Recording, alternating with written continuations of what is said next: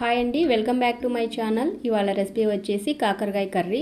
ఈ కాకరకాయ కర్రీ తినని వాళ్ళు కూడా ఈ విధంగా చేశారంటే చాలా టేస్టీగా ఉంటుంది. ఇప్పుడు తయారీ విధానం: స్టవ్ వెలిగించి ఒక కడాయి పెట్టి అందులో కొద్దిగా ఆయిల్ వేయాలి. ఆయిల్ వేసి పోపు దినుసులు, కరివేపాకు, కొద్దిగా ఇంగువ వేసి ఇలా సన్నగా కట్ చేసుకున్న కాకరకాయలు వేసి ఇదంతా ఒకసారి బాగా కలుపుకొని ఫ్రై చేసుకోవాలి. మూత పెట్టి ఇది బాగా కుక్ చేసుకోవాలండి. ఈ విధంగా కుక్ అయిన తర్వాత మధ్య మధ్యలో కలుపుతూ ఈ కాకరకాయ కుక్ చేసుకోవాలి. తర్వాత అల్లం వెల్లుల్లి పేస్ట్ వేసి ఇది కూడా ఒకసారి బాగా పచ్చివాసన పోయేలాగా ఫ్రై చేసుకోవాలి. తర్వాత సన్నగా కట్ చేసుకున్న ఆనియన్స్ వేసుకోవాలి. ఆనియన్స్ కొద్దిగా ఎక్కువ వేసుకుంటే చాలా బాగుంటుంది కర్రీ. తర్వాత ఈ విధంగా మూత పెట్టి మళ్ళీ ఒకసారి కలిపి ఉడికించుకోవాలి.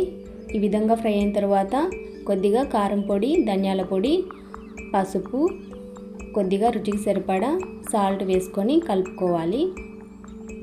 ఈ విధంగా కలుపుకున్న తర్వాత టమోటాలు ఈ విధంగా సన్నగా కట్ చేసుకొని వేసుకోవాలి. ఈ టమోటాలు కూడా ఇదంతా బాగా కలిపి మూత పెట్టి ఉడికించుకోవాలి.